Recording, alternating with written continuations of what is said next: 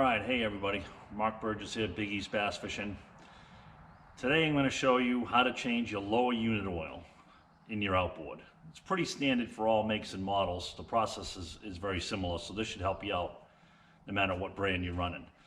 So today I'm going to change the lower unit oil on my Yamaha 225 SHO. It's a good idea to do this at least once a year. A lot of guys do it twice a year. If you're going to do it once a year, I would suggest doing it late in the fall, after you've run for a season.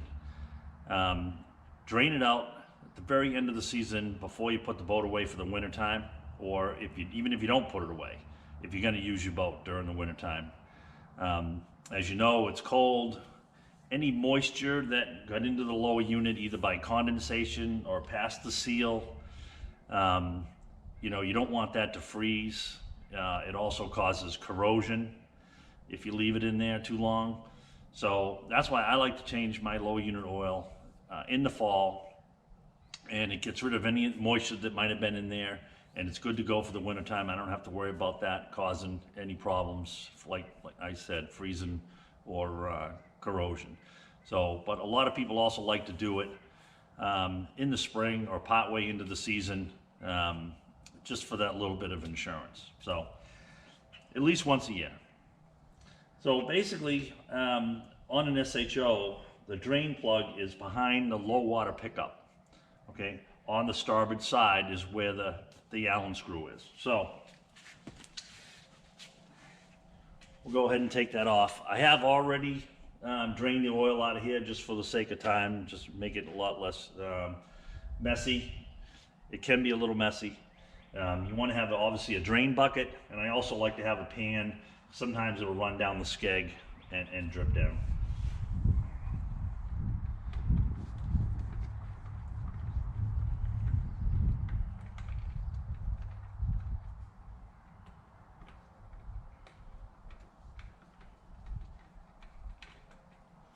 All right, so there you go.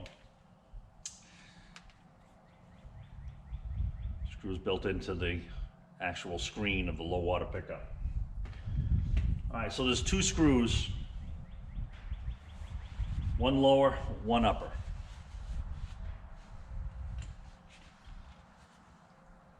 The lower screw is magnetic. When you take it out, you might see fine gray dust. Basically, that's metal particles on the end of it. You want to clean that off. Top screw or top plug is not magnetic, shaped very differently. Okay, make sure you keep them separate. They also have little washers on them. Okay, it's a good idea to replace this washer every time you do this. Okay, Yamaha also recommends that. So what I like to do is take the bottom screw out first, then take this top screw out. You won't have as much 90 weight or gear lube coming out until you remove that top plug. If you remove the top plug first, then the bottom, depending on the temperature, it's going to kind of run out of there pretty quick. So it buys yourself a little bit more time if you take the bottom one out first, then the top one, drain it all out. Okay? When you fill it from the bottom. Pump the gear case full of gear lube until it comes out the top hole. Okay, so we're going to do that now. It's going to take a couple of quarts. I like to have it come out. A little bit of air is going to come out with it. I like to let that air all purge out of there. Make sure I got it completely full. Then, before I take the bottom fill tube out, I'm going to put this top plug back in, so that again, it doesn't have any way of draining out quicker. So it's not venting, okay? So it won't come out as fast. Now with the kit, you get new washers. I'm gonna go ahead and put them on first.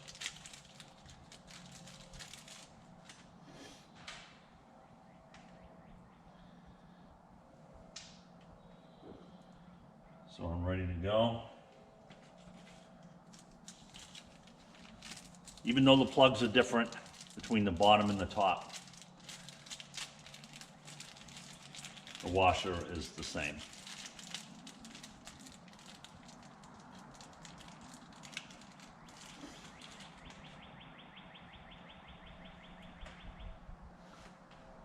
Okay, all right.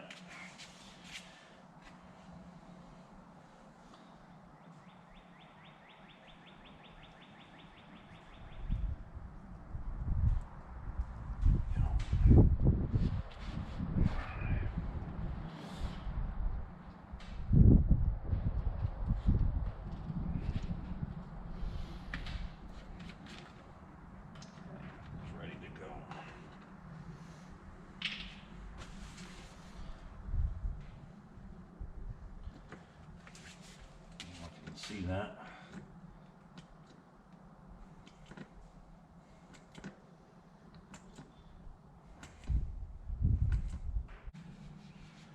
Okay, so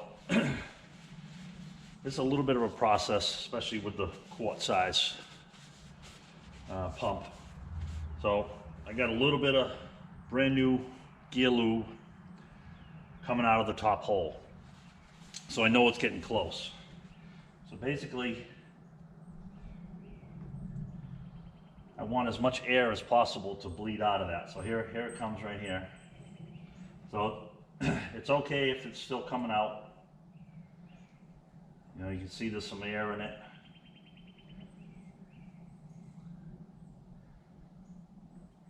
That's all right.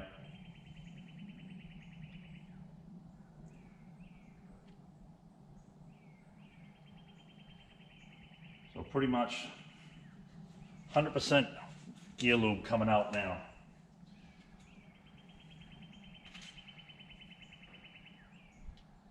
So what I want to do is put this in, put my top plug in.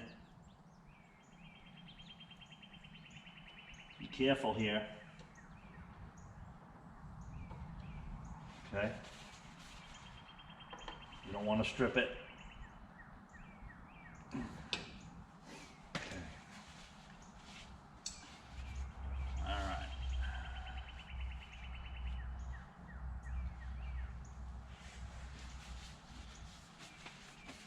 Basically, I got my bottom plug ready. It gets a little messy at this point, but like I said, by putting in the top plug first, it's not gonna gush out as bad. All right.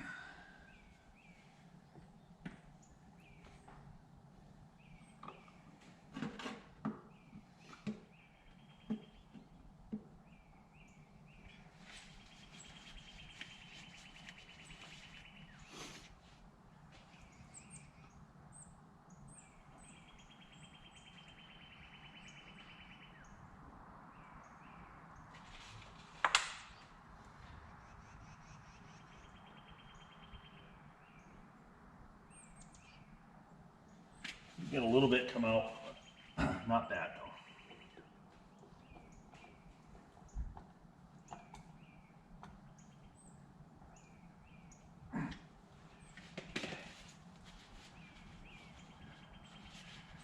All right, and there you have it.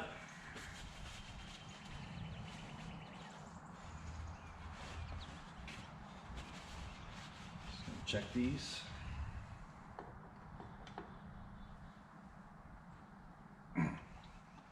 Tight, tight.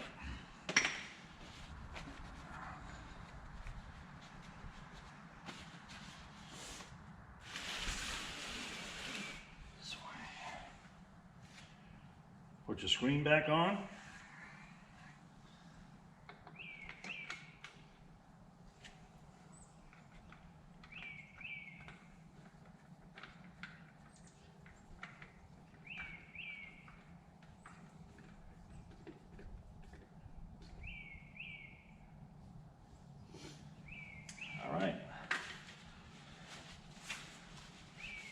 So other than a little cleanup, we're good to go. So that's how you change the lower unit oil. the Yamaha SHO. And again, I mentioned that this process is very similar on most outboards. All right, so at least once a year, I like to do it in the fall after the season if you're gonna do it once. Or like I said, some people like to do it twice. So there it is, gonna clean up a little bit. In a previous video, I did change the crankcase oil in my Yamaha SHO. I'm gonna go ahead, once I clean this up, I'm gonna go ahead and grease everything, check all my bolts, check the tire pressure in my trailer tires, just basically go over everything mechanical that I can, every nut, bolt, screw, you know, ahead of time before the season gets started, you know, and that's gonna give me the confidence, you know, I don't have to worry about that going into the season. You know, it's just a much better place to start from. All right, I hope you enjoyed it. Again, Mark Burgess, Big East Bass Fishing. Do me a favor and like it, subscribe to it, follow it, share it, you know, depending on the platform. I really appreciate it. All right, and I look forward to seeing everybody on the water. Be good.